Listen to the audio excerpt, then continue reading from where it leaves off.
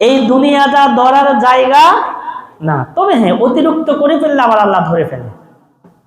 যেমন ফেরাউন অতিরিক্ত করেছিল, ফেরাউনকে আল্লাহ তাআলা পানির নিচে ডুবিয়ে মেরেছে, কাদা খাইয়ে শেষ করেছে।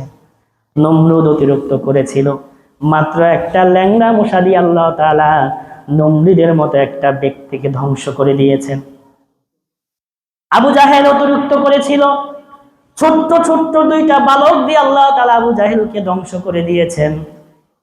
এই অতিরিক্ত হচ্ছে ইসলামের উপর হাত দেওয়া, ইসলামের উপর হাত দেওয়া, আল্লাহর আইনের উপর হাত দেওয়া, আল্লাহর বিধানের উপর হাত দেওয়া। খোদার কসম, পৃথিবীর প্রথম থেকে শুরু করে এখনো পর্যন্ত, কিয়ামত পর্যন্ত আল্লাহ দ্বীন ও ইসলাম আছে, থাকবে, থেকেছে।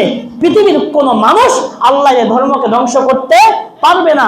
বরঞ্চ যারাই আল্লাহর ধর্মকে ধ্বংস করতে যাবে তারাই কি হয়ে যাবে? ধ্বংস হয়ে যাবে।